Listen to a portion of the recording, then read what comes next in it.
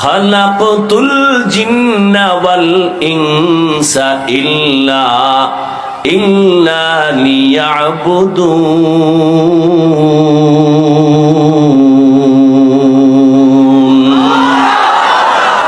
মা খালাকতুল জিন্না ওয়াল ইনসি বাখা জুজ ইবাদত নিস্তে মাকসুদ আজ্জাহা। খারাপ লাগে আপনাদের? এটি কোনো ওয়াজ না, হ্যাঁ? দেখতে নারী চলন বাঁকা, নিজে নামাজ পড়ে না, দোষ নাই। ইমাম সাহেবের ভাগরি নেই কেন, এটা বড় দোষ। সব দোষ হুজুরদের। হ্যাঁ, সত্য কথা বললে কয় হুজুরের গরম গরম। হুজুর কি হালকা ঠান্ডা বয়ান করলে বলে ইমান দুর্বল। ঠিক নেই? মানে সব জায়গায় হুজুর গো দোষ, কিন্তু সব জায়গায় অবদান হুজুরদের বেশি। এই যুবক, ভালো করে লিখে রাখিস, কত সুন্দর সুন্দর স্লোগান রাস্তার পাশে পাশে ব্যানার টানায় লিখে রাখো। আমার স্লোগানটা লিখে রাখ, আল্লাহর কসম, আল্লাহর কসম, আল্লাহর কসম। 3 বার করলাম, আল্লাহি বিল্লাহি তাল্লাহি। দুনিয়াতে যত আপন বন্ধু পাইছো সব স্বার্থপর, একমাত্র তোদের কলিজার আপন বন্ধু নিঃস্বার্থ উলামায়ে আহলে হক। উলামায়ে কেরামের কত গালি দাও শুনি, কি পরিমাণ লেখালেখি করো আমাদের বিরুদ্ধে তাও আমরা জানি। এরপরও কোন আলেম, কোন ইমাম কারো জন্য বরদোয়া করে না, মোনাজাতে করে?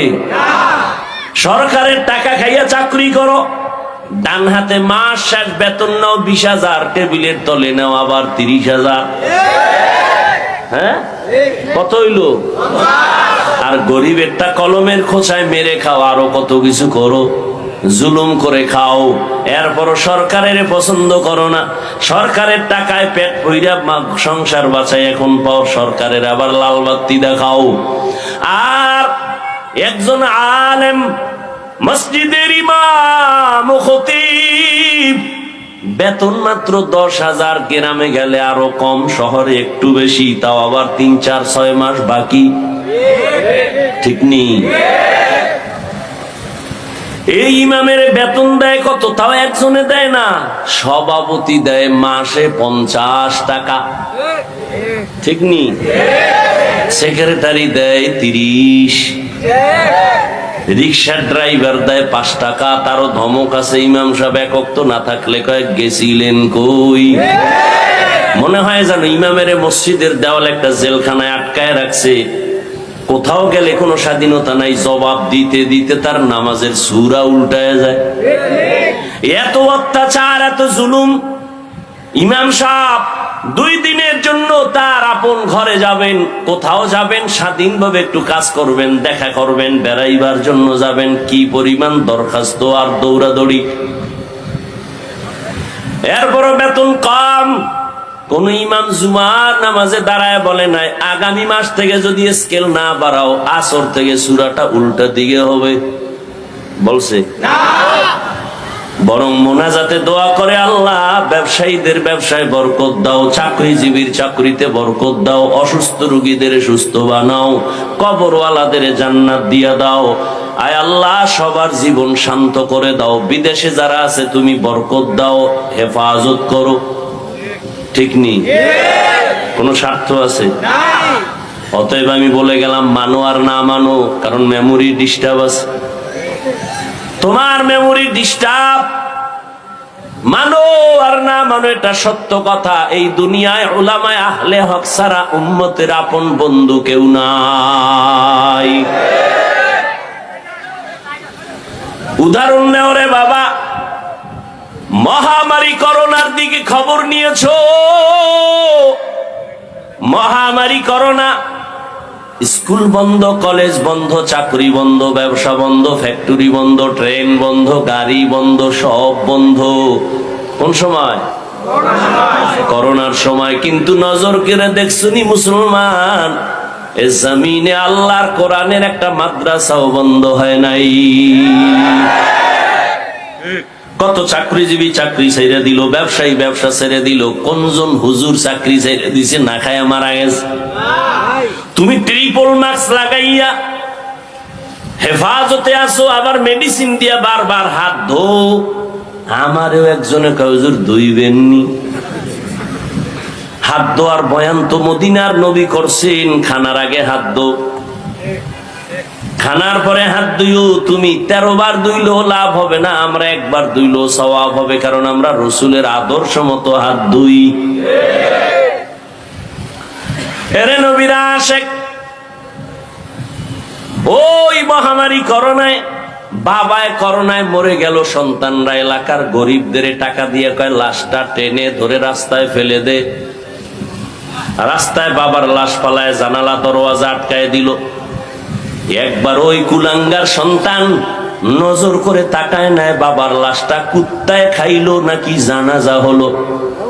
ইতিহাস ভুলে যাস না রে যুবক। রহমতের নবী ১৫০০ বছর আগে গর্ব করেছেন, বুড়ারা আমি মুহাম্মদের বিরোধিতা করেছে, যুবকেরা আমি মুহাম্মদের উপকার করেছে। ও যুবক, তুমি কি উপকার করছো মদিনার? দাড়ি রাখতে পারো নাই, যদি তুমি একজন দাড়িওয়ালাকে সাহস দিতি, যুবক আমি দাড়ি রাখতে পারি না, দরকার নবীর আদর্শ মতো, কিন্তু পারি না, দোয়া করিস তুই রাখছো আলহামদুলিল্লাহ। কিন্তু কপালটা যদি তোর এমন হয়, নিজেও দাড়ি রাখো না, একজন যুবক বয়ান শুনে দাড়ি রাখার পরে কয় বিয়ে করছো নি, কয় না, এত তাড়াতাড়ি বুজুর্গ হয়ে গেলি। রাসূল আমার চ্যালেঞ্জ দিয়ে গেছেন, কোরআন আর সুন্নাত অনুযায়ী যদি জীবন চালাও, ঈমানও যাবে না, সম্মানও যাবে না। তুমগো টেনশন, আমগো হুজুরগো কোনো টেনশন আছে? তুমগো চেয়ারের মেয়াদ শেষ, আমগো হুজুরগো চেয়ারের মেয়াদ শেষ কি? কোনো মেয়াদই নেই, শেষ কি আবার? কোরআন আলাদের চেয়ারের কোনো মেয়াদ নাই, এরা দুনিয়ায় বাদশা, পরকালেও বাদশা। গুণের মানুষ কাকে বলে? আল্লাহ বলেন আমি মানুষ আর জিন বানাইছি একমাত্র ইবাদতের জন্য। মাইকওয়ালা মাইক বানাইছে আওয়াজ দেওয়ার জন্য, আওয়াজ দেওয়া মাইকের গুণ। বাতিওয়ালা বাতি বানাইছে আলো দেওয়ার জন্য, আলো দেওয়া বাতির গুণ। আল্লাহ মানুষ বানাইছেন ইবাদতের জন্য, ইবাদত করা মানুষের গুণ।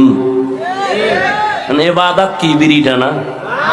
হ্যাঁ, জীবনে যা করবা সব ইবাদত, ভালো করে বুঝো, সব ইবাদত। কান্না করবা ইবাদত, হাসবা তাও ইবাদত, খানা খাও ইবাদত, খানা খাইও না তাও ইবাদত, ঠিক নি? নামাজ পড়ো ইবাদত, নামাজ পড়বা না তাও ইবাদত। এই বয়ানটা বেনামাজিরা শুনলে কি খুশি যে এতদিন শুনছি নামাজ পড়া ইবাদত, আজকে নতুন শুনলাম নামাজ না পড়াও ইবাদত। কথা শেষ না আরো আছে? সব শুনো। নামাজ পড়া যেমন ইবাদত, না পড়াটাও ইবাদত। রোজা রাখা যেমন ইবাদত, রোজা না রাখাটাও ইবাদত। তবে দুইটা শর্ত আছে, দুই শর্ত ছাড়া কোনোটা ইবাদত হবে না। এক নাম্বার শর্ত রিজা বিল কাজা, দ্বিতীয় শর্ত হলো তরিকায়ে রাসূল। আমি যা করব যা বলবো আমার আল্লাহর খুশির জন্য। আমি যা করব যা বলবো সব হবে মদিনাওয়ালা নবীর আদর্শ অনুযায়ী। তুমি হাসি দাও নবীর আদর্শে সওয়াব, নবীর তরিকায় কাঁদো তাতে সওয়াব, নবীর তরিকায় নামাজ পড়ো সওয়াব, ঈদের দিন রোজা রাখবা সওয়াব। কেন বলে নবীর তরিকায় নাই, ঠিক নি?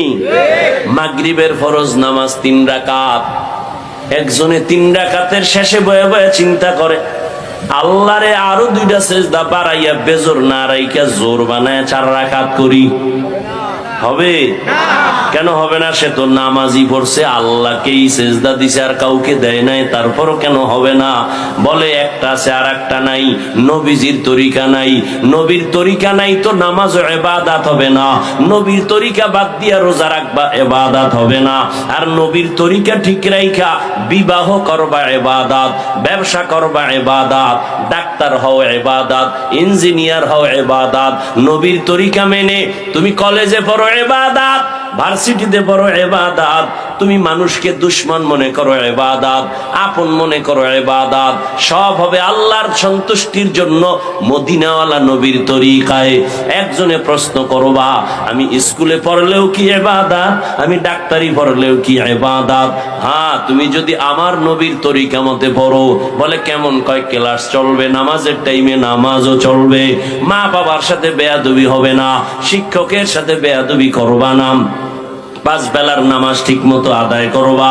ডাক্তার হওয়ার মহৎ উদ্দেশ্য হলো বেঈমানরা মুসলমানের চিরন্তন দুশ্মন।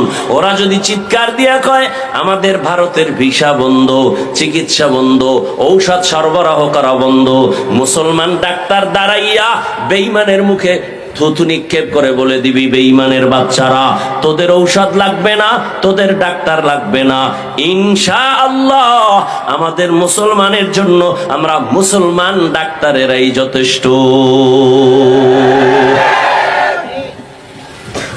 এরকম মুসলমান ডাক্তার ডাক্তারি হইরা 5 বেলার নামাজ পড়ে আসেনি? ও যুবক, আমি তোমাকে টুপিওয়ালা বড় ভাগরিওয়ালা হুজুর বানাবার জন্য বয়ান করতে আসি নাই, বরং তুমি নবীর তরিকা মেনে চলো। তুমি আমার ভাই, তুমি আল্লাহর মোহাব্বত নিয়ে, নবীর মোহাব্বত নিয়ে চলো। ও আল্লাহর বান্দারা, তুমিও নবীর উম্মত, আমিও নবীর উম্মত। তোমাকে এত বয়ান করে বুঝাইতে হবে কেন?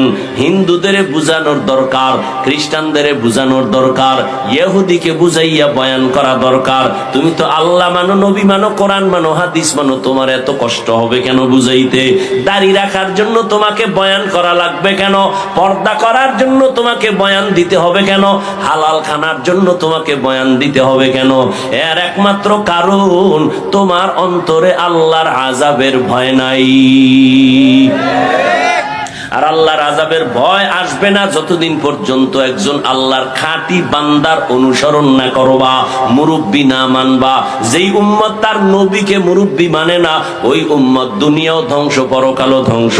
যেই উম্মতেরা উলামায়ে কেরামকে মুরব্বি হিসাবে মানতে চায় না, ওরা দুনিয়াতেও বরবাদ, ওদের আখিরাতেও বরবাদ। এই যে যত বেয়াদবিমূলক কথা বলে, যত বেয়াদবিমূলক ফেসবুকে লেখে, সবগুলো খুঁজা দেখেন, এটির একটারও মুরব্বি নাই, সবগুলো বেয়াদব। খবর নিয়ে দেখেন, একদম মুরব্বি মানে না। মুরব্বি যদি মানতো তো লাগাম টেনে ধরতো। রাস্তায় কুত্তা ঘুরে, একটারও দাম নাই। মালিকের শিকল যেই কুত্তার গলায় লাগানো, কুকুরের মূল্য আছে। কথা ঠিক না? আকাশে পাখি উঠতেছে, কোটি কোটি, কোনো দাম নাই। খাঁচায় আটকানো পাখির দাম। তুমি বেপরোয়া জীবন চালাও, তোমার কোনো মূল্য নাই। কিন্তু তুমি যদি মালিকের কালেমার রশি লাগায়া আল্লাহর প্রিয় বান্দাদের পরামর্শে চলো, তখন কথা বলার ব্যালেন্স ফিরে আসবে, কদম দেওয়ার ব্যালেন্স ফিরে আসবে। তুমি যদি উল্টা চলো, পেছন থেকে টেনে ধরবে হুজুর, মুরব্বি। খবরদার শিক্ষকের সাথে বেয়াদবি করবা না, খবরদার মা বাবার সাথে খারাপ আচরণ করবা না, খবরদার কোনো মুরব্বির সাথে খারাপ আচরণ করবা না। ভাইরা আমার, এই আমি কি আসমান দিয়েছি নি? ও যুবকরা বল, আমি তো তোর মতো একটাই সন্তান, আমি তোমার মতোই তো ছিলাম না? আর একেবারে বড় কিছু হয়ে গেছি, বয়স মুরব্বি, তাও তো না। কি এই গরমের ভেতরে টুপি মাথায় রাখা কত কঠিন, তোমার থেকে মোটেও কম বুঝি না। দাড়ি রাখলে যৌবনের ভাব চলে যায়, কম বুঝি না। লম্বা জামাটা পরার কারণে শরীরটা গরম লাগে, কম বুঝি না। আমি যদি চিন্তা করিয়া তোমার মতো প্যান্ট শার্ট টাই লাগায়া দাড়ি কাইটা রাস্তায় মাস্তানি ভাব নিয়ে চলতাম, কেউ আমাকে বাধা দিত না। বরং এই টুপির কারণে কত মানুষ বাজে কথা কয়। যার টুপি নাই এরে কয় না, আমি পাস করলি দিছি আমারে কয়। যার টুপি নাই এরে কয় না। যার দাড়ি নাই তারে কিছু বলে না, যার দাড়ি আছে তাদেরকে দাড়িওয়ালা বলে, কত পাগল পাগল কথা বলে, এই জামা দেখে কত বাজে কথা বলে, হুজুরেরা জামার কাপড়ের দাম বাড়ায় দিছে বেশি, আরো কত কথা জীবনে শুনলাম। মাদ্রাসায় পড়ছি, কওমি মাদ্রাসায়, যে কওমির অবদান অস্বীকার করবে পৃথিবীর নিকৃষ্ট তাজা মুনাফিকের মর্যাদা 10 গুণ বেড়ে গেছে। বেশি বেশি দরুদ পড়বেন, কোনো তাবিজ লাগবে না। পৃথিবীর শ্রেষ্ঠ তাবিজ দরুদ শরীফ। যত মুসিবত থাক সবকিছুর মূল তাবিজ কি? দরুদ শরীফ। দুনিয়াতেও লাভ, আখিরাতেও কি লাভ। কমপক্ষে দৈনিক 100 বার, পারলে 300 বার পড়বেন। সুযোগ থাকলে নামাজে যে দরুদ পড়ি এটা পড়বেন, সময় কম থাকলে ছোট দরুদ পড়বেন। পারবো না ইনশাআল্লাহ? আল্লাহ আমাদের দরুদের আমল করার তৌফিক সবাইকে দান করেন। সংক্ষিপ্ত আলোচনা, আমি কোরআনে হাকিমের সূরাতুর রহমানের 2-3 টুকরো আয়াতে কারিমা তিলাওয়াত করেছি। নবীজির হাদিস থেকে একটি হাদিস পড়েছি। আয়াত ও হাদিসের আলোকে ইখলাস ও রুহানিয়াতের সমন্বয়ে কিছু কথা আমাকে বলার মতো, আপনাদেরকে শুনবার মতো, সহি তরিকায়, সহি নিয়তে, সহি কিছু কথা আমার আপনার সকলের জন্য আল্লাহ কবুল করে। আর রহমান, রহমান হলেন তিনি, আল্লামাল কোরআন, কোরআন শিক্ষা দিলেন যিনি, খালাকাল ইনসান, মানুষ সৃষ্টি করলেন যিনি, আল্লামাহুল বায়ান, বয়ান শিক্ষা দিলেন যিনি, তিনি হলেন রহমান। নবীজি বলেন, খায়রুকুম মান তাআল্লামাল কুরআনা ওয়া আল্লামাহ। ও উম্মত, তোমাদের মধ্যে সর্বোৎকৃষ্ট শ্রেষ্ঠ ওই ব্যক্তি যারা কোরআন নিজেও শিখে, অন্যদেরও কি শিখায়।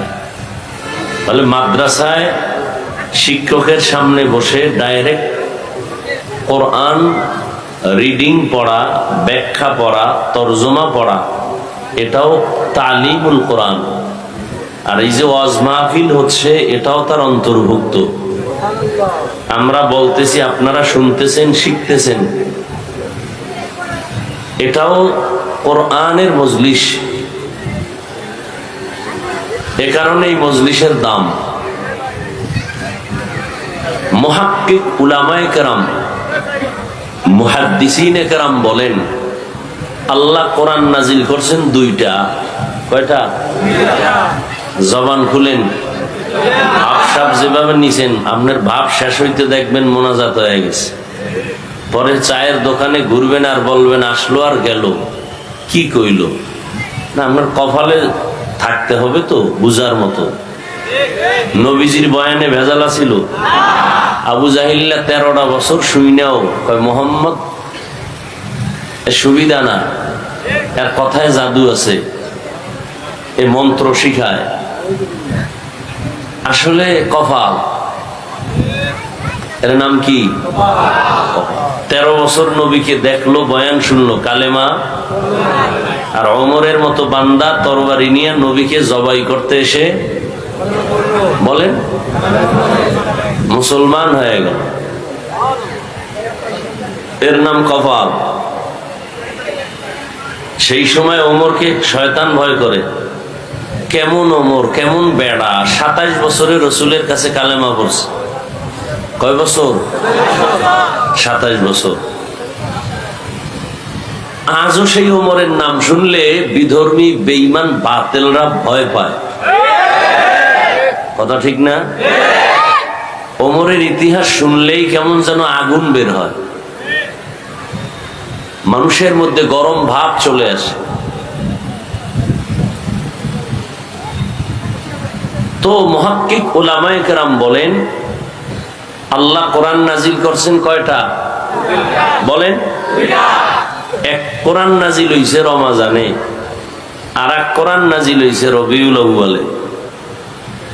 এক কোরআন থিওরিক্যাল, আর এক কোরআন প্র্যাকটিক্যাল। থিওরিক্যাল কোরআন যেটা আমরা এখনো পড়ি, দেখি, আর প্র্যাকটিক্যাল কোরআন 63 বছর হায়াত শেষ করে পৃথিবীর শ্রেষ্ঠতম জায়গা মদিনাতুল মুনাওয়ারায় রওজায়ে পাকের মধ্যে কিয়ামত পর্যন্ত জিন্দা অবস্থায় নামাজের হালাতে আল্লাহর মারিফত নিতে থাকবেন। সেই প্র্যাকটিক্যাল কোরআন কি? রাহমাতুল লিল আলামিন। রবিউল আউয়াল কোন এক সনের কোন এক মাস রবিউল আউয়ালে নবী দুনিয়াতে আসছেন। এটা প্রসিদ্ধ কথা, যদিও একুরেট না, মতানৈক্য আছে। নবীজি রমাজানে দুনিয়াতে আসছেন এরকমও মতামত আছে, অন্য মাসে আসছেন এরকম মতামত আছে।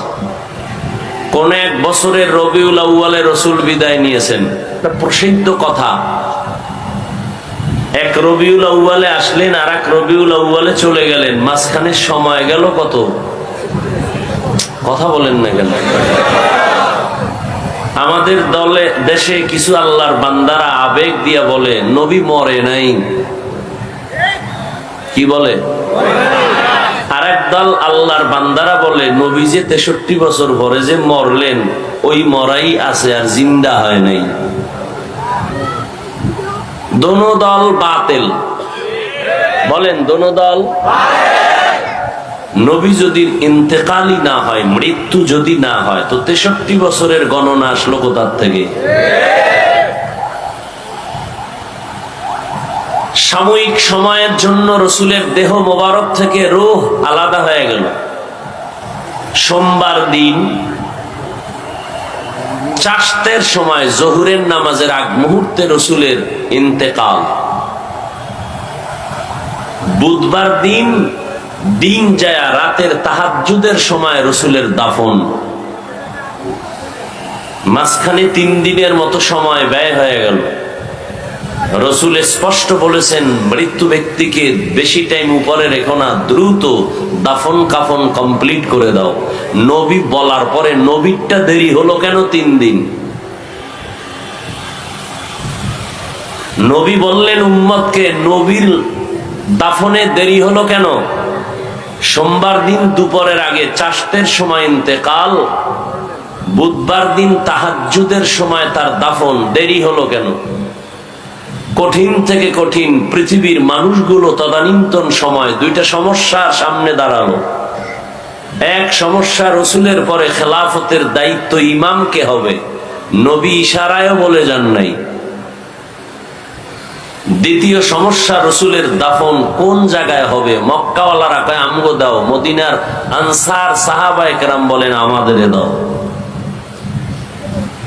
এক সমাধান দিলেন আব্বা, আর একটার সমাধান দিলেন তার কন্যা। আব্বাজান রসুলের কলিজার টুকরা সাহাবী আবু বকর সিদ্দিক রাদিয়াল্লাহু তাআলা আন এক সমাধান দিলেন, উম্মতের ইমাম কে হবে। রসুলের দাফন কোথায় হবে? 2 দলে ঝগড়া। মক্কাবাসী বলে আমাদেরকে দাও, মদিনার আনসার সাহাবায়ে কেরাম বলেন আমাদেরকে দাও। সমাধান দিলেন আবু বকরের কন্যা আম্মাজান আয়েশা রাদিয়াল্লাহু তাআলা আনহা, সমাধান দিলেন। এই সমাধানে 3 দিন লাগছে। কয়দিন? ভাই মোবাইলটা বন্ধ রাখা যায় না? আলাদা দাওয়াত দেবেন আমারে ভিডিও করার জন্য।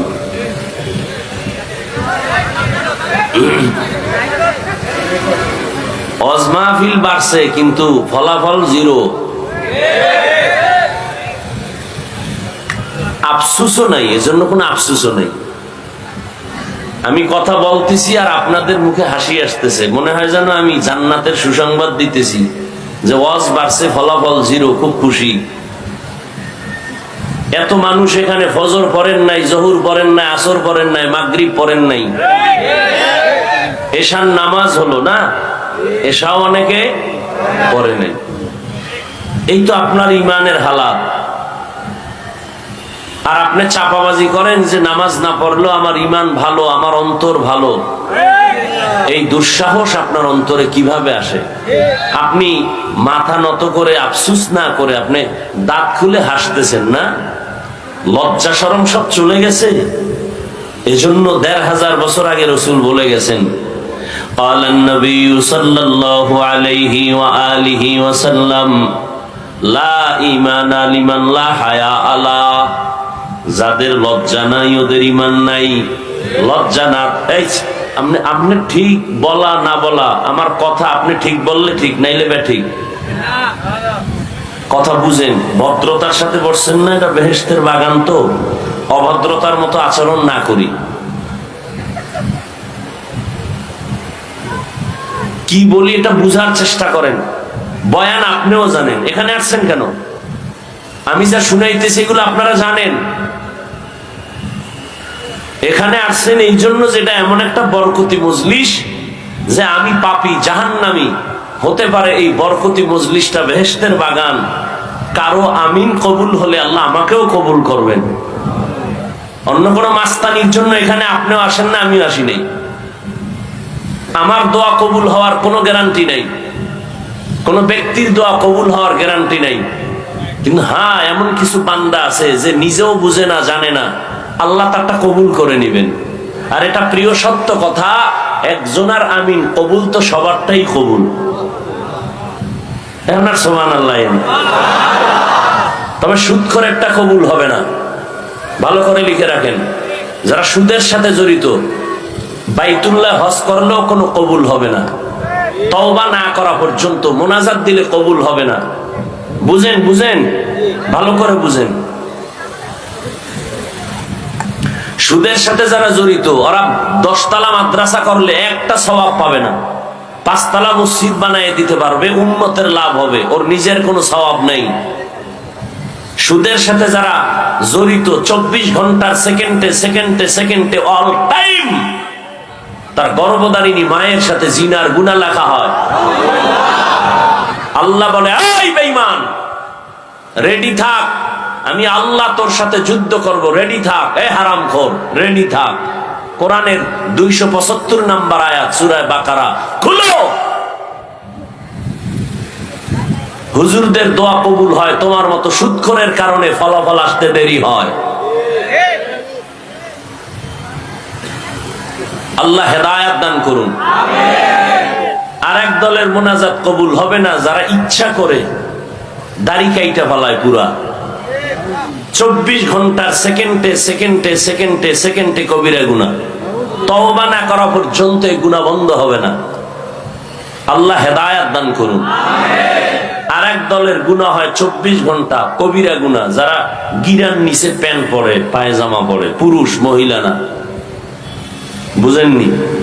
বাসায় গিয়া সে লঙ্গি পরে ঘুমাইছে, প্যান্ট পরে নাই, ওটা তাকে রাখছে, কালকে পরবে। ফেরেশতারা গুনাহ লেখা বন্ধ নাই, কারণ কালকে পরবে তো, নিয়তের একটা বরকত আছে না, ওই বরকত সারা রাত কবিরা গুনাহ লেখা হবে। আর ফতুয়া চাও, লিখিত ভাবে মুফতিদের থেকে নিয়ে নাও।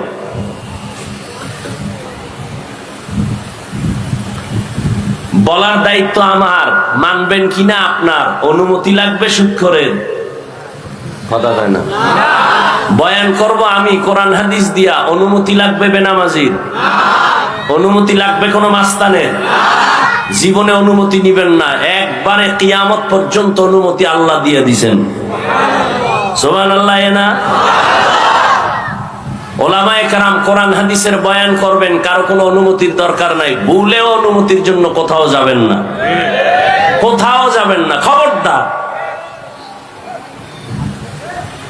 ওলামায়ে কেরাম কথা বলবেন কোরআন হাদিস দিয়ে, বাক স্বাধীনতা নিয়ে স্বাধীনভাবে।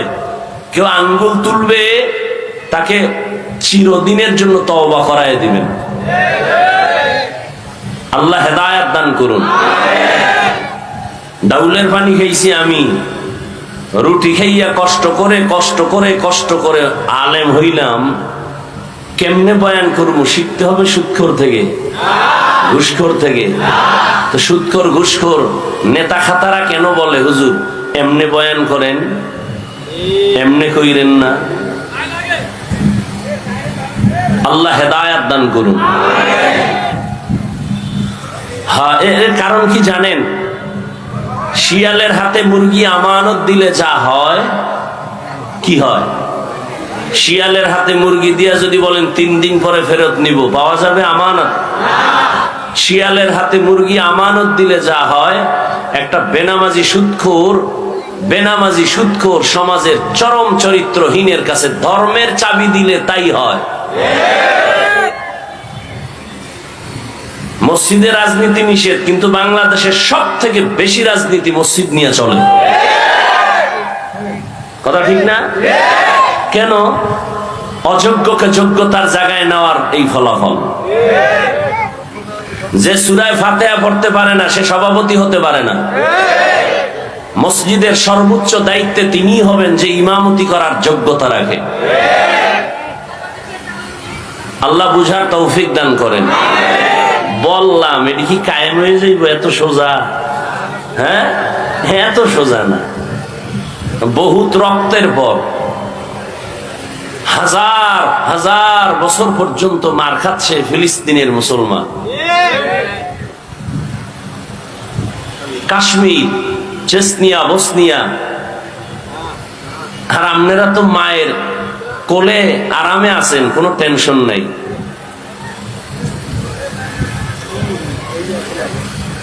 আছে কোনো টেনশন? হ্যাঁ, আওয়ামী লীগ গেছি গা, সব জুলুম শেষ। ঘরে আগুন লাগে কেন? আওয়ামী লীগ তো গেছি গা।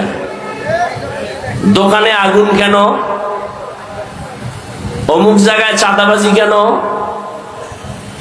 আজীবনের জন্য লিখে রাখেন জুলুমের বিচার হবে মরার আগে। যেই হোক, জুলুমের বিচার মরার পরে নয়, আগে। রসুলের হাদিস।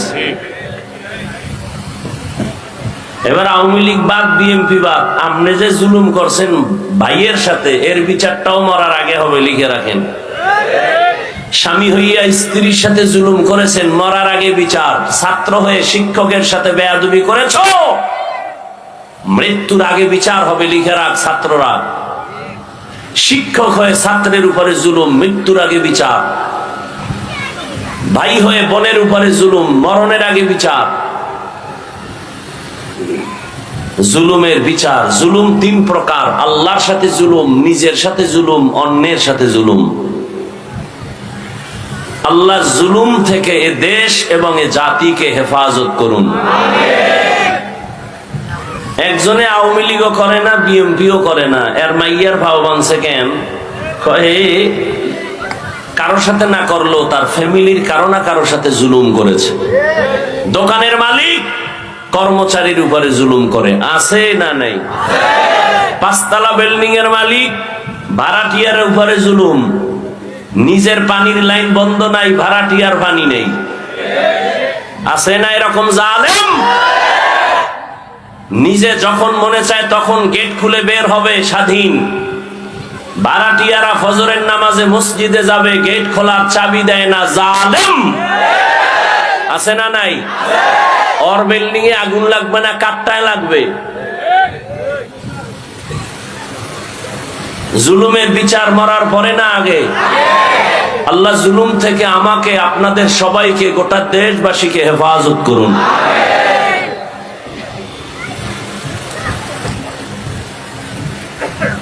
নবীজি বলেন সব থেকে দামি ওই মানুষ, ওই ব্যক্তি যে কোরআন শিখে অন্যকে শিখায়। এই দামি একটা মজলিস আল্লাহ দয়া করে নিয়ে আসছেন, কেউ গায়ের জোরে আসতে পারি নাই। অনেকে আসতে চেয়েছিল, আসতে পারে নাই। আবার কেউ আসিয়াও এই বেহেশতের প্যান্ডেলে ঢুকতে পারে নাই, কপাল খারাপ। কোথায় তারা? দোকানে বসে বসে আড্ডা দেয়, গল্প করে, কবিরা গুনাহ করে। আরেক দল এখানে ঢুকার পরেও কলবটাকে উন্মুক্ত করে দ্বীনের জন্য পারে নাই রেডি করতে, মোবাইল নিয়ে পর্দা লাগাইছে। কপাল পোড়া, কপাল ভালো না। এত সুন্দর বরকতি মজলিসে মা বাবার জন্য একটু দোয়া করবে, দেশের জন্য দোয়া করবে, নিজের মুসিবতের জন্য দোয়া করবে। এই বরকতি দোয়ায়ও আসার পরেও যে শেষ পর্যন্ত দোয়াটা করে যেতে পারলো না, তার কপাল খারাপ। আর রহমানু আল্লামাল কুরআন খালাকাল ইনসান আল্লামাহুল বায়ান। রহমান হলেন তিনি, কোরআন শিখাইলেন যিনি, মানুষ সৃষ্টি করলেন যিনি। বাস এই 3 কথার জবাবটা দিয়া বিদায় নিব। প্রথম কথা হলো, আল্লাহ বললেন আমি এমন রহমান, কোরআন শিখাইছি পরে মানুষ বানাইছি। বাস্তবতা তার উল্টা। আল্লাহ আগে মানুষ সৃষ্টি করেছেন, পরে কোরআন শিখাইছেন। এটাই তো বাস্তব, নাকি আপনারা মায়ের গর্ভ থেকে শিখে আসছেন? তাহলে আল্লাহ কোরআন আগে শিখান নাই, আমরা আগে শিখি নাই, আগে দুনিয়াতে আসছি পরে কোরআন শিখছি। কিন্তু আল্লাহ বলেন উল্টা, আমি আগে কোরআন শিখাইছি পরে মানুষ বানাইছি। কি বানাইছি? মানুষ বানাইছি। আল্লাহ উল্টা বললেন কেন? ফিআলুল হাকিম লা ইয়াখলু আনিল হিকমাহ। হাকিমের কাজ, কথা হিকমত থেকে খালি না। জ্ঞানীদের কথা, কাজ জ্ঞান থেকে শূন্য না। রব বলেছেন এটাই সঠিক। আমার কাছে যদি উল্টা মনেও হয়, এটা আমার বুঝার কমতি।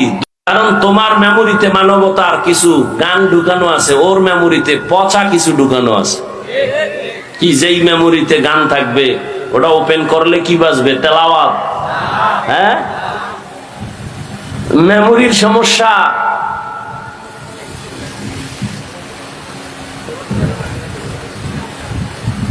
মানুষ কুত্তা মারলে কষ্ট পায়, মানুষ মারতে কষ্ট পায় না। মেমোরির সমস্যা হয়ে গেছে।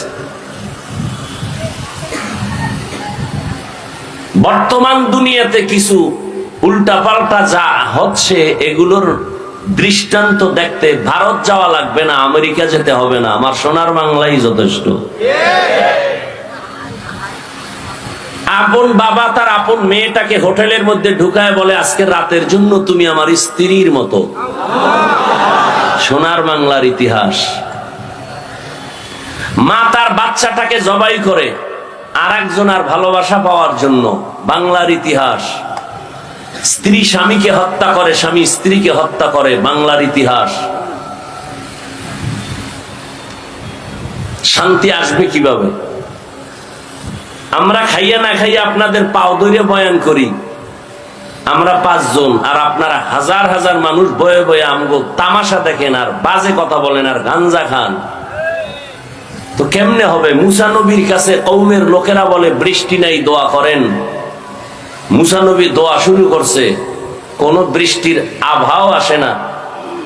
ও আল্লাহ, তুমি নবীর দোয়া তো ফেরত দাও না। কয় অবশ্যই। ওহী নাজিল করে বললেন তোমার কথা ঠিক আছে, কিন্তু তুমি যাদের নিয়ে হাত তুলছো এই জনগণের মধ্যে কিছু জিনাকার আছে, 40 বছর লাগাতার জিনা করেছে। ওকে যদি প্যান্ডেল থেকে উঠায় না দাও, দোয়া কবুল হবে না। মুসা নবী খুব রাগান্বিত, ধমক দিয়া বললেন, এই জিনাকার, প্যান্ডেল থেকে উঠ, না হয় আল্লাহ থেকে নাম ঠিকানা চেহারার ধরন ধইরা কান ধরে উঠাই দেব। তাড়াতাড়ি ও, তোর কারণে এলাকার মানুষ কষ্ট পায়, বৃষ্টি হয় না, মোনাজাত কবুল হয় না, তুই এত বড় খারাপ পাপিষ্ট। ও জিনাকার তো প্যান্ডেলে আছে, আল্লাহ ওহী দিয়ে দিছেন। জিনাকারের কলিজায় কম্পন শুরু হয়ে গেছে, যদি উঠি তাহলে সবাই জানবে আমি জিনাকার। যদি একা একা গোপনে চুপ করে মাথা নত করে কাঁদি, আশেপাশের দি বলবে এটা জিনাকার। না উঠতে পারি না কাঁদতে পারি। এবার কলবটাকে আল্লাহ দিয়ে ফিরাই দিস, দিয়া কয় আল্লাহ 40 বছর গুনাহ করছি, তুমি জানো, আমার মা বাপ কেউ জানে না। তুমি এতদিন পর্দা দিয়ে আমারে ঢাইকা রাখছো, আজকে ওপেন করবা না? আমি ওয়াদা জীবনে আর করব না, মাফ করে দাও। সাথে সাথে মেঘ ছেয়ে গেল, বৃষ্টি শুরু হয়ে গেল। মুসা নবী কয় আল্লাহ, জিনাকার তো উঠলো না, তুমি কি ওয়াদা খেলাফ করলা? বললা দিবা না, আবার দিলা কেন? জিনাকার তো উঠে নাই। আল্লাহ বলেন যার কারণে বলছি দিব না, তার কারণেই বৃষ্টি দিয়েছি। বলে কারণ? কয় কারণ বুঝো না, আমি আল্লাহর এক নাম রহমান। তুমি জানো না আমি আল্লাহর এক নাম গফফার? আর রহমান, রহমান হলেন তিনি আল্লামাল কোরআন, কোরআন শিখাইলেন যিনি, খালাকাল ইনসান, মানুষ সৃষ্টি করলেন যিনি, তিনি হলেন রহমান। মানুষ বানাইলেন, বাস্তবে আগে আল্লাহ মানুষ বানাইছেন, পরে আল্লাহ কোরআন শিক্ষার ব্যবস্থা করেছেন। কিন্তু বলতে গিয়ে আল্লাহ বলেন, আমি মানুষ আগে বানাই নাই, আমি আগে কোরআন শিক্ষা দান করেছি। আল্লাহ উল্টা বলার কারণ মুফাসসিরিনে কেরাম বলেন, এখানে মানুষ বলতে কোন দল এটা বুঝতে হবে। মানুষের জমিনে 3 প্রকার মানুষ আছে। কয় প্রকার? একদল মানুষ বংশগত মানুষ, আর একদল মানুষ হলো জন্মগত মানুষ, আর একদল মানুষ হলো গুণগত মানুষ। বংশগত মানুষ, যার বংশে জন্ম হয়, ওই বংশগত বাপ, বংশগত পিতা, তার সন্তান হলো বংশগত সন্তান।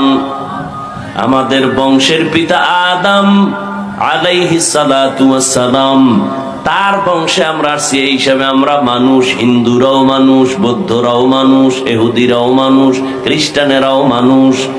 কারণ ধর্মের লাইনে কেউ হিন্দু, কেউ বৌদ্ধ, কেউ ইহুদি, কেউ খ্রিস্টান, কিন্তু বাবা একজন আদম। কি বাবা একজন না? এক বাবার সন্তান, এক মায়ের সন্তান। বংশগত মানুষ আল্লাহর কাছে সফলতা অর্জন করতে পারবে না। মানুষের বংশে জন্ম হলেই তার মুক্তি হবে না। যদি হয় তাহলে হিন্দুরাও মুক্তি পাবে, ইহুদিও পাবে। কয় না না, বাবার 5 সন্তান, ওই সন্তান বাবার দোয়া পায়। যেই সন্তান বাবার কথা মতো চলে, ঠিক না? যে কথা মতো চলবে না, ওই সন্তান বাবার কিছুই পাবে না। ইহুদি ও আদম নবীর সন্তান, খ্রিস্টানও সন্তান, বৌদ্ধ হিন্দু আমরাও সন্তান। কিন্তু আদমের যেই হুকুম ছিল, আল্লাহর বিধান জমিনে পালন করবে মানুষ। যারা মানছে, এখনো মানে, তারা কামিয়াব হবে। যারা মানে না, তারা আল্লাহর জান্নাত পাবে না। বংশগত মানুষ হলেই নাজাত পাওয়া যাবে না। দ্বিতীয় মানুষ হলো জন্মগত মানুষ। আমার আব্বা জানের ঔরসে আমার জন্ম, আমি জন্মের মানুষ। আমার জন্মগত বাবা আদম নাকি আর একজন? বুঝেন নাই? আদম নবী জন্মগত বাবা না বংশগত বাবা? আরে বলেন না কেন? দুনিয়ার আউলা জাউলা বাবা চিনলেন, আসল বাবারে চিনেন না। না, একজনে লাল কাপড় ফেসায় বয়ে রয়েছে, হে আপনার বাবা। আছে না নাই? আসল বাপ চিনেন। আসল বাবা বংশগত একজন আদম। তিনি মানুষের বংশের প্রথম। আদম আলাইহিস সালাম জন্মগত বাবা। আপনার বাবা যিনি, তিনি জন্মগত পিতা, আপনি তার জন্মগত সন্তান। আল্লাহর কাছে জন্মের পরিচয়, নাজাতের কোন রাস্তা খোলা নাই। আর একদল মানুষ হলো গুণের মানুষ, গুণগত মানুষ। বংশগত মানুষের দাম নাই, জন্মগত মানুষের মূল্য নাই, একমাত্র গুণগত মানুষের দাম আল্লাহর কাছে। কোন মানুষের দাম? এবার বুঝেন গুণের মানুষ কাকে বলে, ভালো করে বুঝার চেষ্টা করেন। যে কোনো জিনিস, যে কোনো বস্তু যেই কাজের জন্য সৃষ্টি করে বানায়, ওই কাজটা হলো ওই বস্তুটার মূল গুণ। মাইকওয়ালা মাইক বানাইছে কেন? আওয়াজ দেওয়ার জন্য নাকি না দেওয়ার জন্য? আওয়াজ দেওয়া মাইকের মূল কাজ, এটাই মাইকের বড় গুণ। ঘড়িওয়ালা ঘড়ি বানাইছে টাইম ঠিক মতো দেওয়ার জন্য, টাইম ঠিক মতো দেওয়া ঘড়ির গুণ। পাখা বানাইছে বাতাস দেওয়ার জন্য, বাতাস দেওয়া হলো পাখার গুণ। কথা ঠিক না? মাইক যদি আওয়াজ না দেয়, বলবে এটাকে লাথি মেরে ফেলে দাও, এটা গুণের মাইক না। বাতি বানাইছে আলো দেওয়ার জন্য, যদি আলো না দেয় ভেঙ্গে ফেলো, এটা গুণের বাতি না। ঠিক নি? পাখা বানাইছে বাতাস দেওয়ার জন্য, যদি বাতাস ঠিক মতো না দেয় ভেঙ্গে ফেল, এটা গুণের পাখা না। তাহলে যেই বস্তুটা যেই কাজের জন্য বানানো হয় ওই কাজটা হলো ওই বস্তুর গুণ। মাইকের গুণ আওয়াজ দেওয়া, বাতির গুণ আলো দেওয়া, পাখার গুণ বাতাস দেওয়া, ঠিক নি? হ্যাঁ, এবার বুঝো মানুষ বানাইছেন কোন কাজের জন্য। মানুষ যেই কাজের জন্য বানাইছেন ওই কাজ হলো মানুষের আসল গুণ। আল্লাহ কোরআনের এক আয়াতে বলেন,